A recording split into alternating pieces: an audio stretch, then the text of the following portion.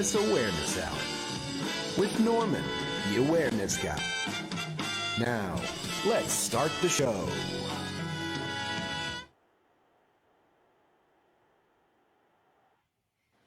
And good evening, everybody, and welcome to the Business Awareness Hour. My name is Norman Wasserman. I am known as the Awareness Guy, and my co-host, Linda Grace Farley, is not here. She has come down with a bit of vertigo. She's had herself a very, very rough day. And I just found out just a little while ago that she wasn't going to be able to make it. So we wish her a good get well, and we'll see her tomorrow evening because we have another show tomorrow night. But we have a part-time co-host whose name is Chris Gannon, and Chris is the owner of the studio which I broadcast from. And I look forward to having him say hello to everybody. So say hello, Chris. Hello, everyone. How you doing? Exciting show today. What's up with you? The weather tomorrow is going to kill us. We're both in New York.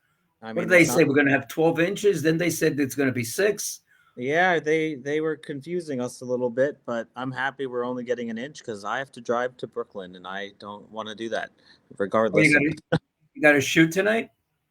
Tomorrow, and I'm happy it's not snowing 12 inches because that would have really messed.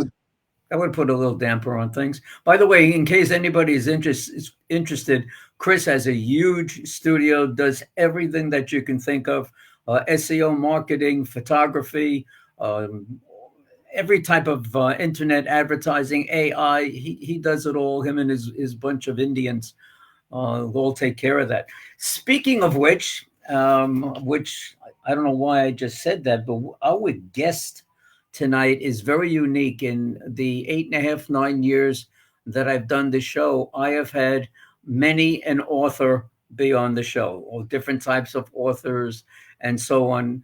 But tonight we do have an author, but we have a very special author. We have a lady who is an award-winning children's book author, Maggie Van Galen. Welcome to the show.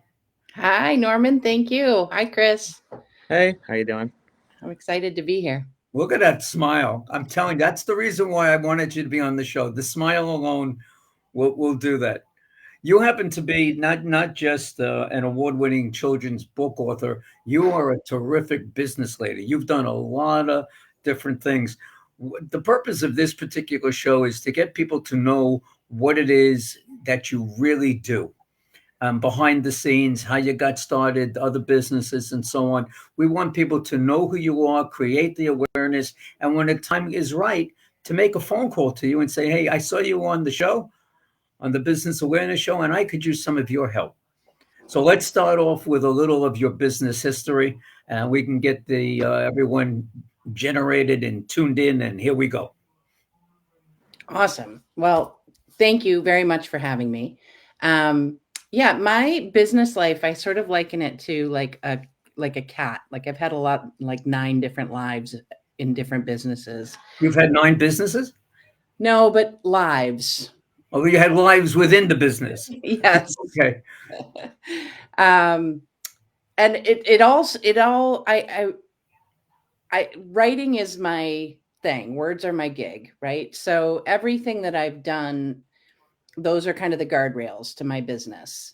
But I have taken a lot of different twists and turns to get where I am today. I've been in the corporate world, in IT industry back when I was a young pup out of college.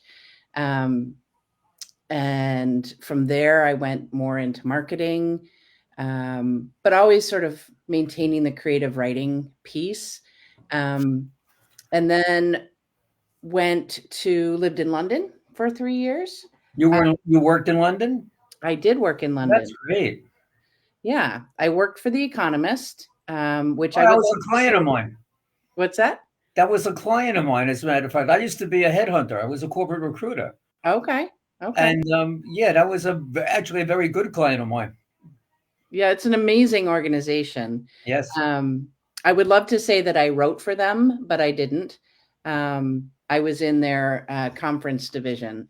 So, but it was a great experience. I met a lot of lifelong friends there, and had my first child when we were in London. That didn't have anything to do with The Economist, but You sure? I'm positive. Okay. Yeah, and when my first son was born, because of the lovely way that Europeans deal with parenthood, I was able to take quite a considerable amount of time off.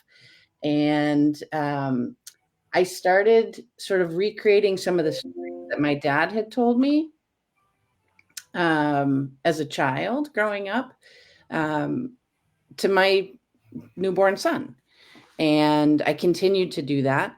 And when he was in preschool, they had the bring your parent in to talk about what they do day. Right.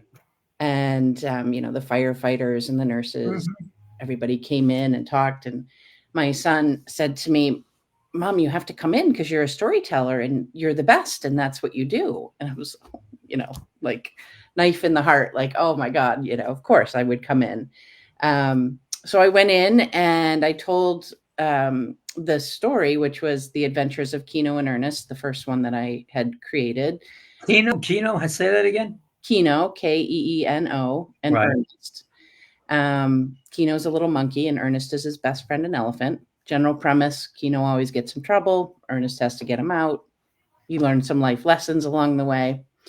But I went in to tell the story and I didn't have anything written down. Stick figures are the absolute extent of my artistic ability. So I certainly didn't have any illustrations. I just had the story in my head. So I told the story and I had, 20 little 3-year-olds soaking up all my words, which was so much fun. But afterward, the teacher said, oh my God, this was great. There were teachable moments. There's a moral and a life lesson. And the kids were really engaged. You should totally get this published. And I thought, not a chance. I had another one in diapers right behind the one that was in preschool. There was no light in my tunnel. But I went in every year and I would tell stories. And, whenever the teachers asked, I would do this and continued to do that. And when my youngest was in kindergarten and suddenly there was, 5 hours of my day to myself, I went in, told the story, and the teacher said the same thing. And she said, I'm going to introduce you to a friend of mine who's a classically trained artist. Maybe you two can create something together. And I thought, sure, let's give it a try. Why not? And if nothing else, my dad was a phenomenal storyteller, but he never wrote anything down. So he wasn't able to leave a legacy, like a physical legacy for me. Right. And I thought, well, if nothing else, let's see what happens. So I met with her and it was incredible to see my words come to life in artwork. It was like beyond, it's hard to put words to that. Did you read any of your books to the kids while you were in the front of the class? I didn't have books then. They were just stories. Oh, you would. Did you tell a story to the kids? Yeah. What was their response to you? Well, these were the stories that I told that are now books. And the kids loved them. They were totally engaged and they would ask all these amazing, like thought-provoking questions. And that's kind of what made me think, well, if nothing else, let's put it into print so that I can share it and my kids can share it and we'll see where it goes. So we decided to sort of move forward with creating a book. I self-published the first one. I learned a lot of lessons the hard way and some I got lucky with, whatever. And the first book came out and I thought, so cool. Like I have my work. Yeah, it's so nice. And a friend of mine said, oh, let's do a book launch for you. And I said, I don't know what that is, but that sounds like fun. It sounds like a party. So let's do it. So she's a jeweler here where I live, and she has a beautiful old sort of antique building space. And so we, put together some flyers. I emailed people that I knew and off we went. And I sold a ton of books. All these friends and family came out of the woodwork. And I thought, maybe I'm onto something. Maybe I got something. Yeah. So I reached out to the school the elementary school that my kids were going to, and I spoke to the teachers and I said, could I come in and do a reading? And they were like, yeah, absolutely. Like, make an order form so people can order the books. And I was like, oh, okay. Like, this was all new to me because I had never been in this industry before. And I did, and it was a huge success. The kids loved it. The teachers loved it. And I was like, okay, like, this is actually kind of cool. And my kids were both in elementary school. So and I was a stay-at-home mom. I was fortunate enough to be at home with my kids. But I had all this free time. So I decided, okay, let's take the other stories that I had created around the same characters and try a second book. So that came out, and then let's try a third book. And then that came out. And again, I was really fortunate. I had a great sort of network of parents in my kids' age bracket and the age bracket that the books were targeted at.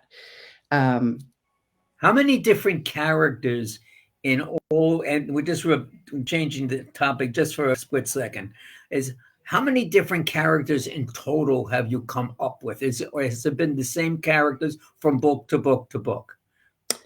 So in the first 3 books, The Adventures of Kino and Ernest, Kino and Ernest are consistent characters throughout. And then I needed a character that could sort of be anywhere at any time and get places fast. So I created Toucan Tom. So he's another character that's consistent across all 3. And then in the third book, all of my kids' friends wanted to be in the book, like all of them. So I was how many, when you said all, there's ways of saying all, and then there's all. How many books how many characters were there at that time? Like pretty much all the kids that were in their class, they were like, oh my God, we want to be in the book too. And so I didn't include all of them in the book as characters per se.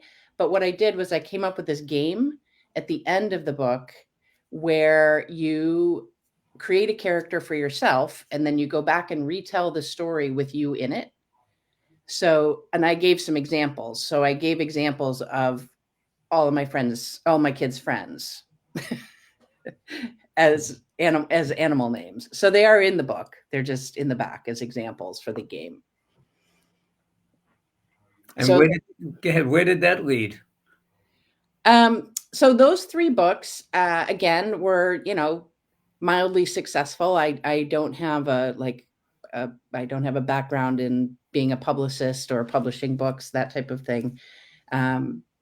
But I decided to submit the books to the Mom's Choice Awards, which is an internationally acclaimed organization that reviews all family-friendly media products and services. So not just books, they review everything. But their sort of band of Merryman judges is pretty impressive. They had the founder of Baby Einstein and other people like that knew what they were talking about. And all 3 books won an award. And I was like, oh, okay. So did they win? What was some of the awards called? Well, the Mom's Choice Award is the name of the award. Just generally speaking, right? Yep. And I won the Silver Award for picture books in family-friendly media products and services or something. However, I don't know the long string of it is, but the Mom's Choice Award was kind of a big deal, and I'm still pinch myself a little bit because, again, it's lovely when friends and family like your stuff, but when total strangers think you might be onto something and that your words have meaning, it sort of touches home. So, so I did those 3 books. And then my kids as they got a little bit older, I decided I wanted to sort of go back to my roots of writing. And so I started writing for my local newspaper, writing feature stories, covering, town meetings, the prom, all the different things that happen in a small town. And that I really enjoyed that. That was really fun because it allowed me to get back to sort of what I had gone to school for and what I had originally thought I would be doing as a writer, was in a journalistic style. That's how I wanted to write. Did you ever take a shot at doing a love story or an adventure story or a detective type of thing? Did you ever give that or thoughts of doing it? Oh, Norma, I have so many stories like written and not written, fully written, but like started, thoughts written, the story of how I met my husband. Like I have a fictitious memoir that I've started, and they're all just kind of, I keep all my things like scraps of paper, napkins, whatever it happens to be written on, tucked away in little I don't know folders. a writer who doesn't do that. I think you have to be, It's like a prerequisite. yeah, exactly. Yeah. Yes. So yes, I have thought of many. I will say that my form of writing is, I really like the short form writing. So for me, there has to be like a beginning, a middle, and an end visible. And I'm always envious of people that can write these long, Dossiers. not dossiers, but like novels and, Well, here's a key question I have. okay. What made you write? We know why. How did you turn it on and off to write as a child for a child? When we know you had kids and you have the kids home and you deal with them every day and you hear certain expressions and thoughts or whatever, but that's a specialty that you can just change from being a grown woman into being like a kid and write about it. Well, I don't think we're ever not kids. I mean, there's always a kid Well, inside, yeah, right? inside, yeah, but you have to turn it on and turn it off and turn it back. Look, you wrote for the you did something for the Economist. Now, for those people who don't know what the Economist is, just Google the Economist, and you'll find out that's a major corporation. And Yeah. no matter what you did, you worked for them. I And then did. you turn off and you start writing a book for a child. Okay. Well, again, so the first stories, the Kino and Ernest stories, were the characters were from tales that my dad used to tell me as a kid. Right. Um, and I remember there being, all like 7 different adventures. I didn't remember the plot lines. I'm quite certain that all of my dad's stories were all action adventure and no morals or life lessons to be had. So I mean, for me, when I write children's books, I write backwards, which may sound a little strange, but I know what the lesson is that I want the child to learn. And in the case of the Kino and Ernest stories, I have a little Kino and I have a little Ernest. They're now grown up children, but there was one that was, generally always getting into mischief, and another one that was helping him get out. So it's not that far-fetched to sort of think, okay, I want you to learn about, asking before taking, and what adventure can I send Kino on where he'll learn that lesson at the It was end. like teaching your kids right from wrong. Yes, exactly. So, excuse me, the morals of the story grew or aged, aged as my kids got older. So in the first story, Kino learns about sort of following family rules and friendship. In the second story, he learns about asking before taking and not stealing. And in the third story, he learns about staying true to himself and not changing so that others will like him. That's a good one. Yeah, and I think it's good for any age, honestly. Yeah. But they did kind of grow as my kids got older, because I could see the life lessons being learned at home. And I think that's a lot of how inspiration sparks any children's book author. It comes from a lesson that you're either teaching or you're learning with your own kids. Now, this all started taking place in Michigan, was it? So I grew up in Michigan. Yep. A typical Michigander. Here's the mitten. I grew up here in the tip, in the pinky. There's a place called Mitten. No. Every Michigander will tell you, will put up their You're the mitten. only one I know. Well, if you meet another one, they will put up their mitten because the state of Michigan is shaped like a mitten. Oh, now I got it. Okay. Right? Okay. So I'm just from New York. I don't know from these things. Detroit's down here. I grew up here. This is all lake. So I grew up on Lake. Okay, on the other side of the lake. Yep. And went to Michigan State University, graduated, and then moved out here when I was 25. Out here is in Boston. I live in the Boston area. So I've been out here since I was 25. Mm-hmm. And so while the stories that my dad told started in Michigan, I didn't start writing them until I lived actually in London.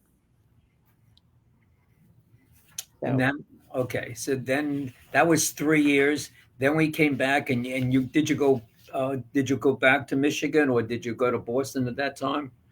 No, we came back from London. We came back to Boston, and we've been here ever since. And I was basically a stay-at-home mom with sort of a side hustle of being a children's book author. I was writing for local papers. Anytime anybody would ask me to edit or proofread, I would help them. And then COVID hit. And I remember that well. Yeah. And, as with many people in many industries, my business sort of came to a grinding halt, right? Yep. Schools certainly weren't having people in to do readings, which was my main source of. And people were going to concerts with me. Yeah, exactly.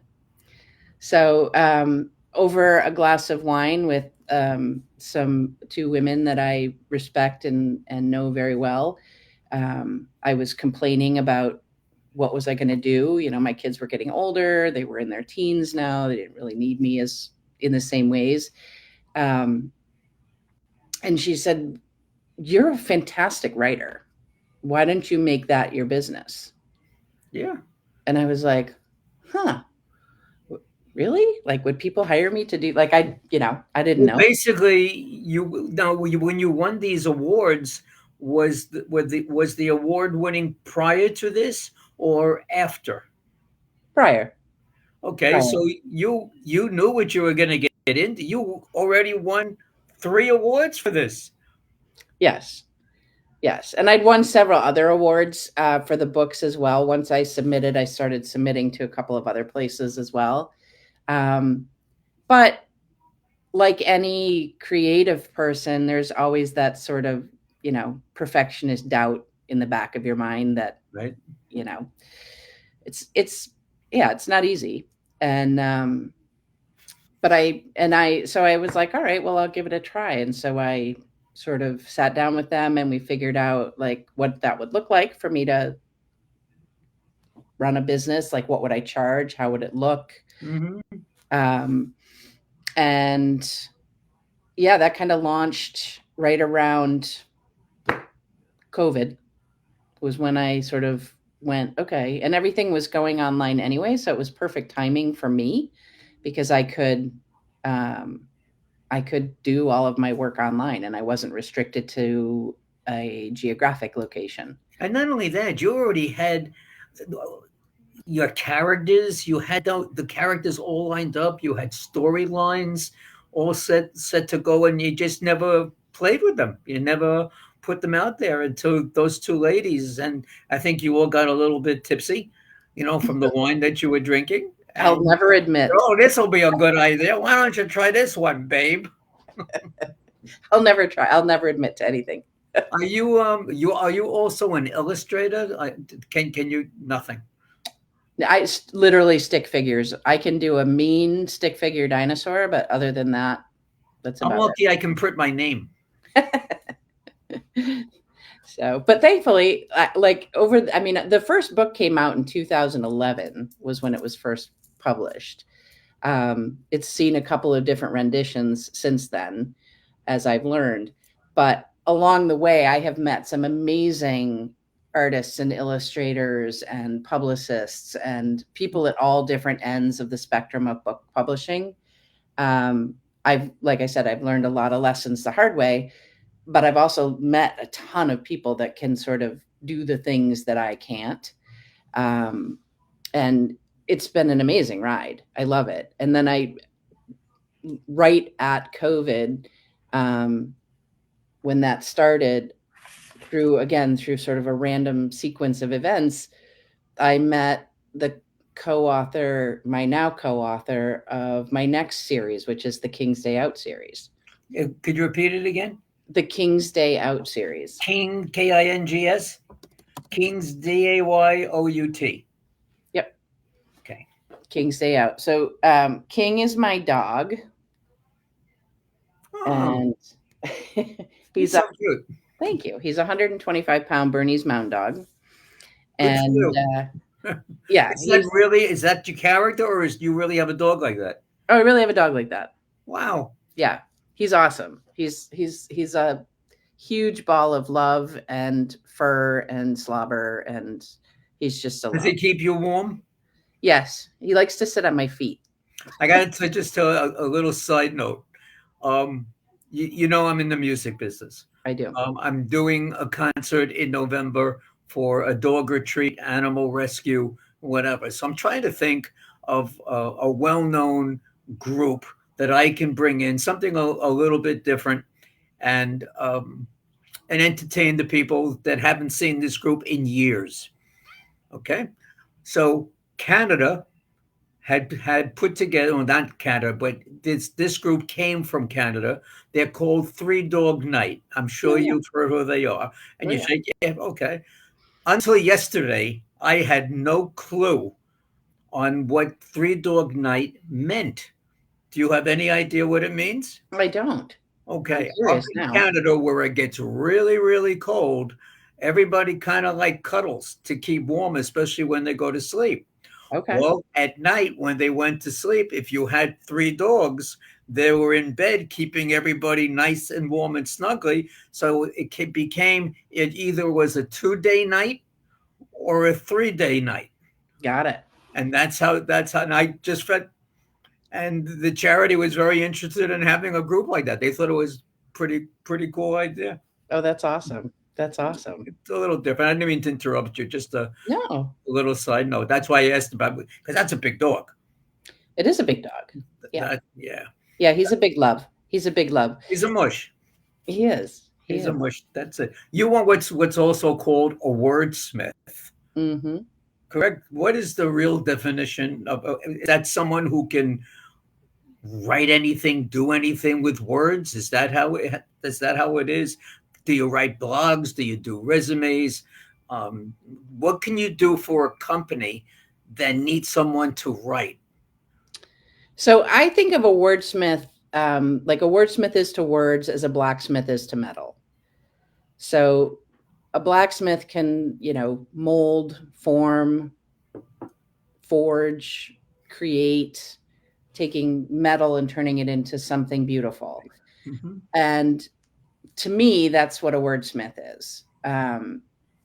So yes, I write what I call short form content, weaving people's words into compelling content for blog posts, newsletters, social media posts, website content. I do video scripting. There's a lot of people. What do you mean by video scripting? Well, Chris could probably tell you. Well, I was going to just lead this into Chris, as a matter of fact. But like, if I did a work for a company where they were doing a whole series of internal videos where their employees had a 2-minute video, which doesn't sound like a lot, And they talked about their specific role and task and what they did. And it was an international company, so they wanted to share videos of what people were doing in different parts of the world. Well, not everybody's comfortable talking on video. Not everybody's like you, Norman. I take that as a compliment. Thank you. Yeah. And not everybody's able to sort of consolidate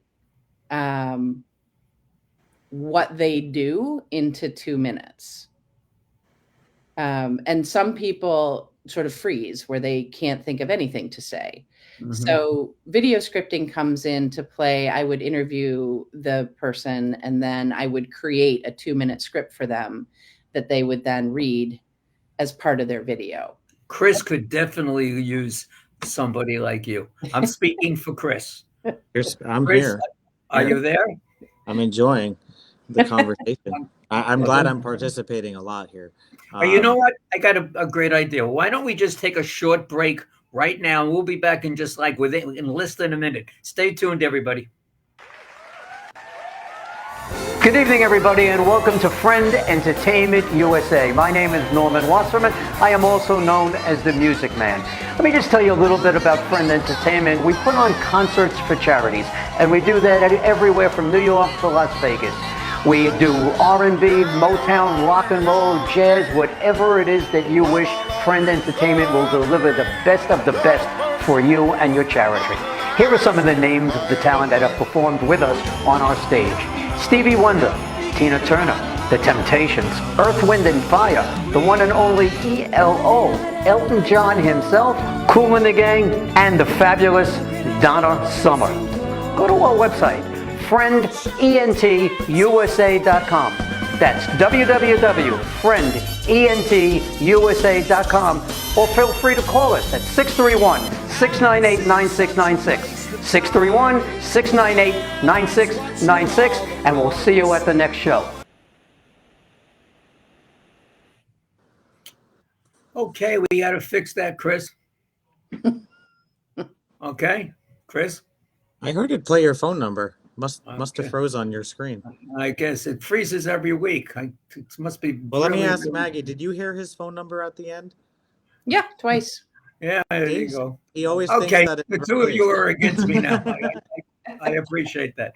Okay, so that being said, ladies and gentlemen, if you're interested in getting some information about doing a fundraiser for your charity, 36 years of putting on concerts, give me a call at 631-698-9696. Or if you wish to be on the Business Awareness Hour, use the same phone number and call me and say hello. Now, let's go back to Maggie.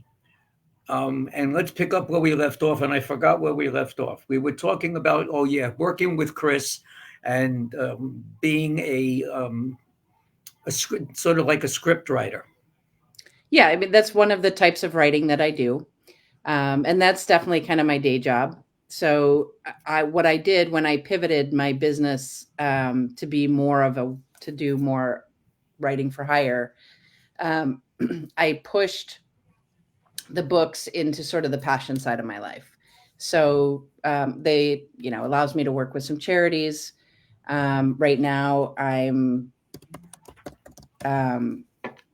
working with a charity called Canines for Disabled Kids, where I give 15% of all book proceeds purchased through my website. If you purchase them through Amazon, I don't know that goes back through my publisher. But how do people get in touch with you? If there are other not-for-profits listening, I'm sure you could offer the same kind of deal to them.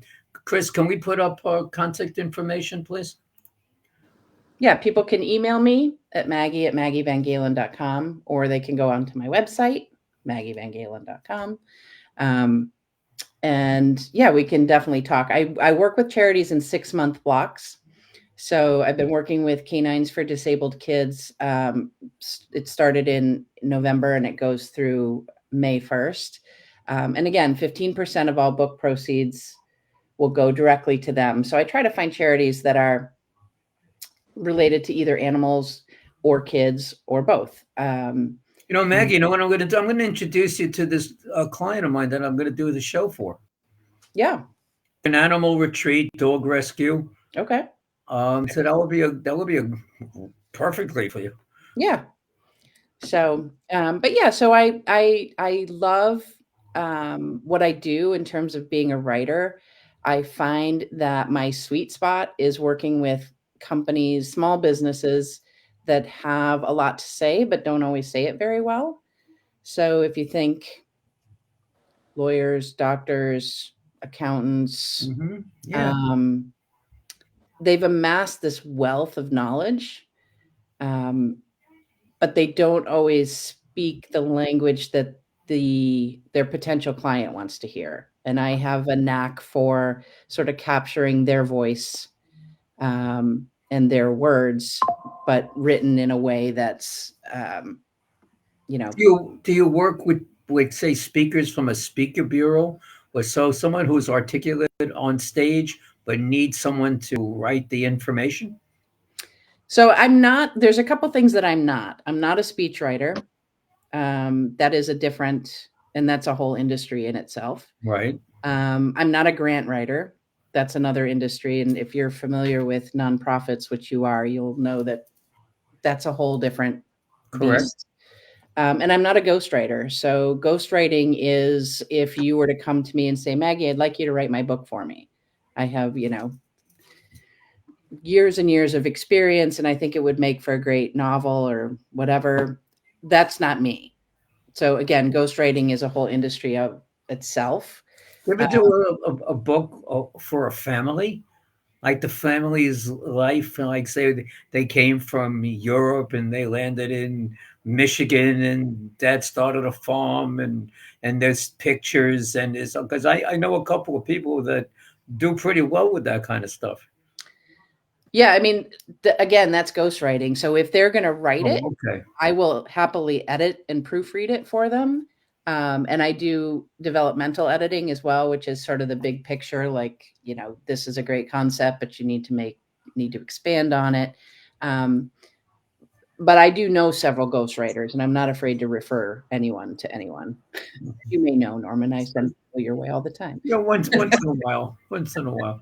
Why are you in the profession that you're in? See, I find you're a great writer. You do all these great things. You started this terrific business years and years ago, but I find you a really terrific business person. Oh, thank you. I've behind the scenes, you without you even realizing it, when we've had conversations, I see you as a business person, not just a writer. Well, thank you. I appreciate that. I think that writing is my business. So I have to be able to do the business aspect of things too. I mean, I can't just sit here and hope that things magically appear on my desk to write. I have But to go out. at one point in time, you did until you had that conversation with the ladies, Yes. right?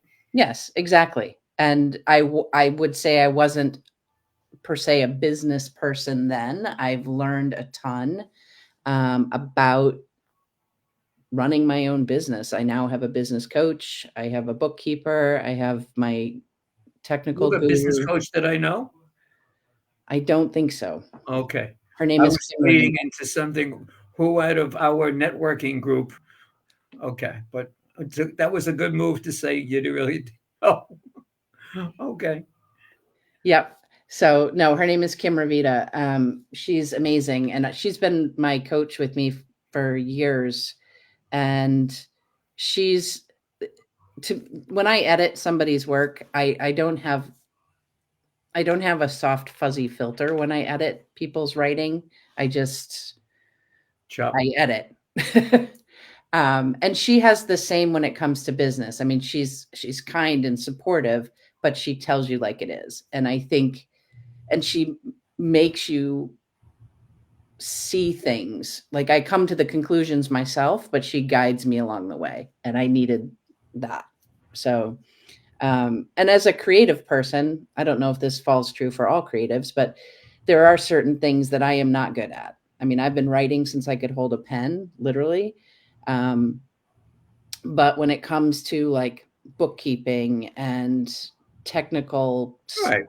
like those are not things that I enjoy doing, and I'm not good at them. So I am the same as I'd rather hire somebody Yeah. and let me do what I do well, and let me do that versus doing something else. Yes, exactly. Exactly. So, but yeah, I love it. I mean, I love the writing aspect. I get to write all different kinds of things. I get to read lots of stuff. Are you I an avid reader? I'm a very slow reader, Norman. That's the honest truth. So I think that it's come to my realization that I think I'm so slow of a reader. People laugh at me all the time because like it takes me forever to read books, and historical fiction is my favorite genre to read. Um, but two things happen. One is I edit everything I read. Oh my God.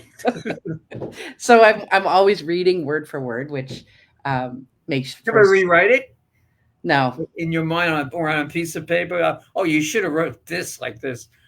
no. But if it's not good, I'm done. Like if I'm supposed to be reading something for pleasure and I'm reading it and I'm not into it, then if you don't have me in the first chapter, I'm done. Gotcha.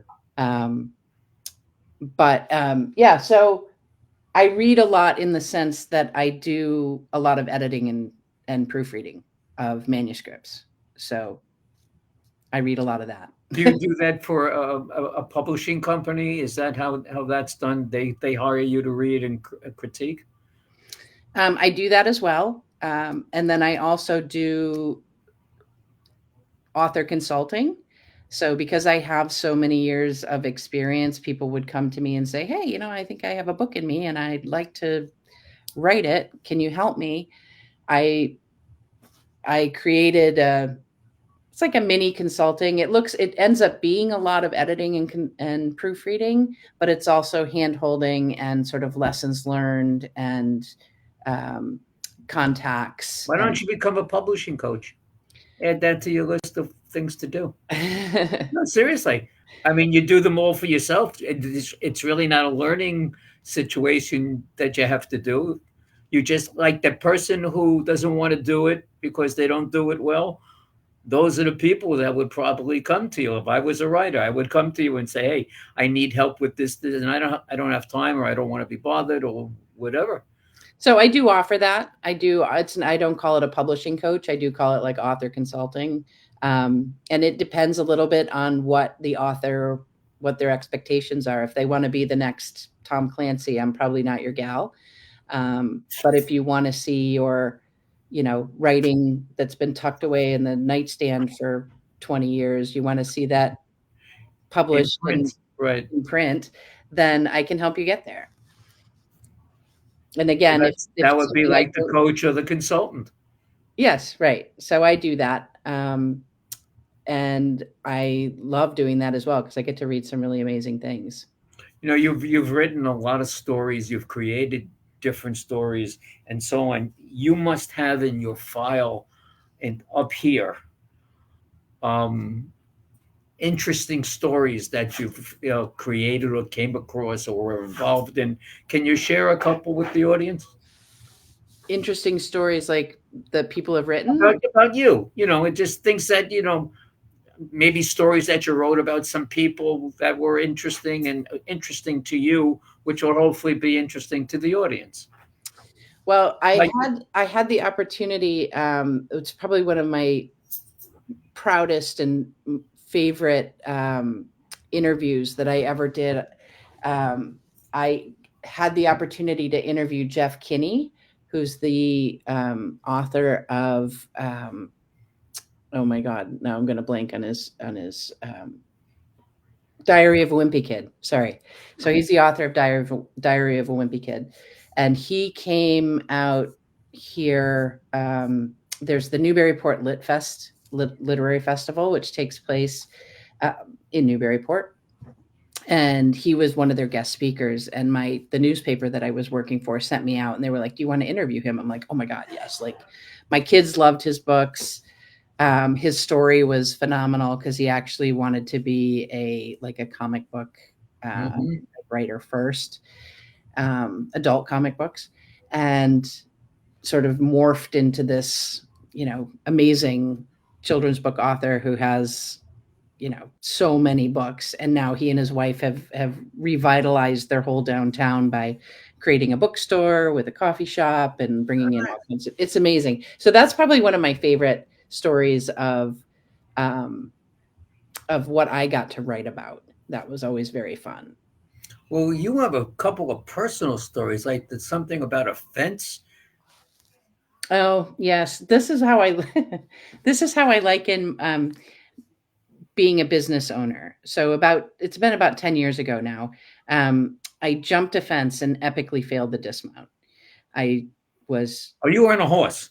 I was not on a horse. I was on my feet, and it was a chain link fence, and my kids were on one side and I was just hanging out with them. There were no bears, there was no police, there's nothing like super adventurous. I just failed the dismount, and I tore my ACL, my MCL, and my meniscus Oh all my in one God. go. Oh boy, you do it good. So the moral of that story is like, look before you leap, look before you scale a fence that you're not physically capable of scaling.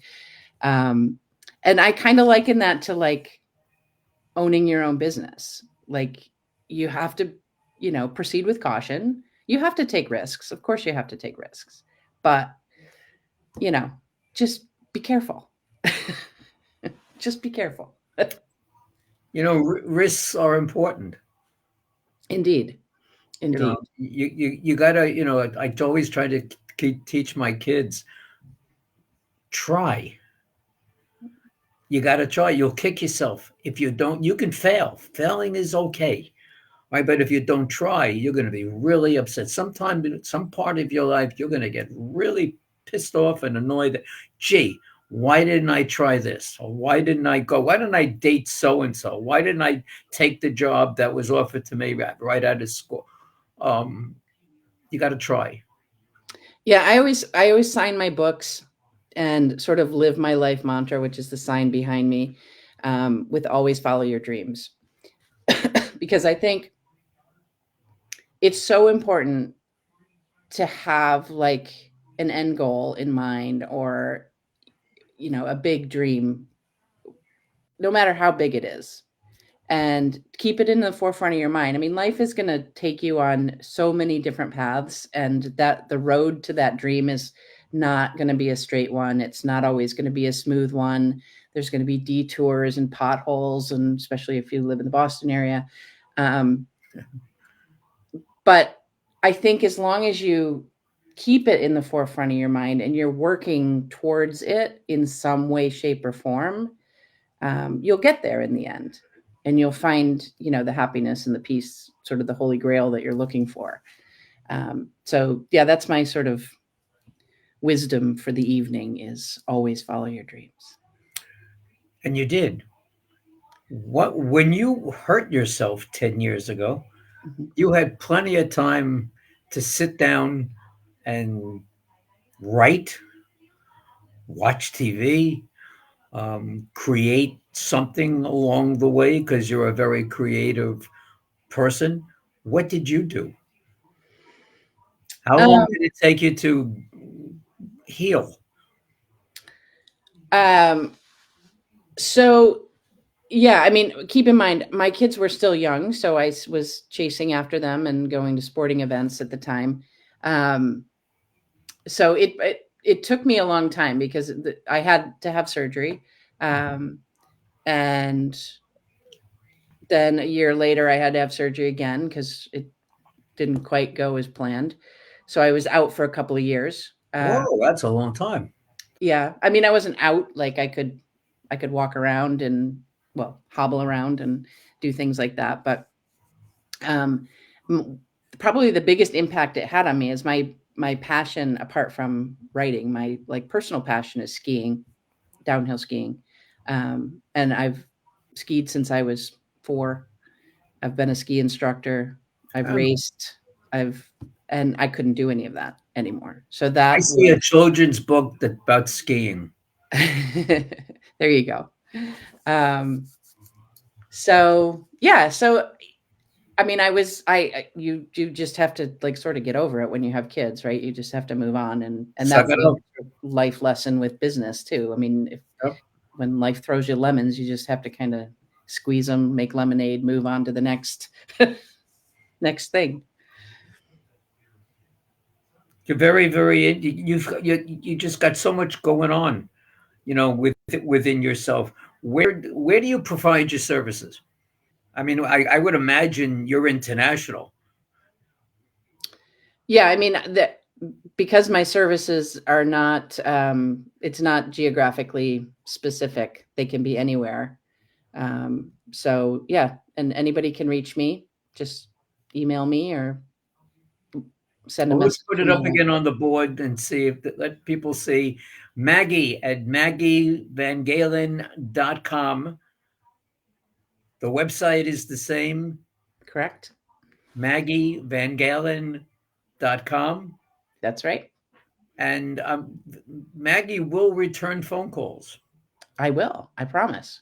She she's all set. If you had to size yourself up and you were going to create a story about this lady who wrote books for kids and whatever, what would you do? How would you start it? How would it continue, and how would it end? Oh, that's a big question. Well, we have some time, so I had to make a big question.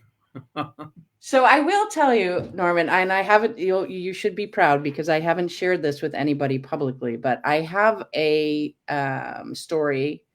It's not necessarily about that lady, but it is sort of my childhood, if you will, up to age 25, and it is called With Grace. And there's multiple meanings to that. So I think it would be an extension of that, of how you take sort of life's lessons and apply them to who you want to be and what dreams you want to follow. Is that your next project, or do you have other projects that you're planning on? We might as well get it all out.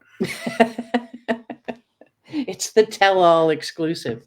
I don't know if it's a project that will ever see the light of day. We'll see. We'll see. You mean the one that you just described, or some others that you're thinking about? No, that one for sure. I don't have any other book projects in the works. Books hit me. Book projects come to me in, I don't know. They just kind of hit me over the head, and I'm like, oh, that would be a great story. And then I throw up on a piece of paper, and then I go back and edit it and do all that kind of stuff. So Gotcha.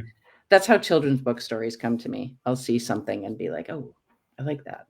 But for now, my work is my day job as a copywriter and editing and proofreading. That's kind of my main focus at the moment, and I really love doing it. Do you have any upcoming events that you could share? Or do you give lectures or seminars or how-tos? I was just at one today. There's a networking group that I belong to called the Women's Business League. And I just did a spiel on how to write your elevator pitch.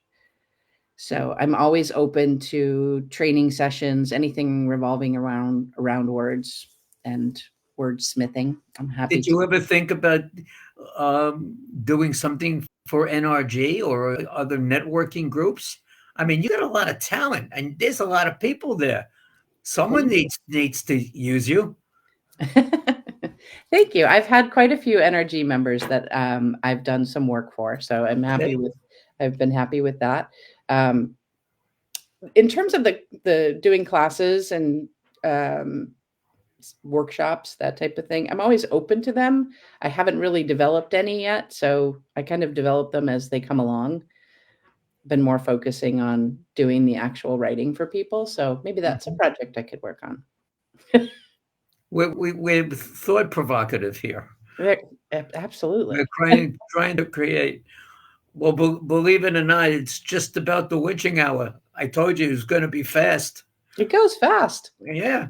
And this is so, for me personally, This is so delightful to speak to people like yourself.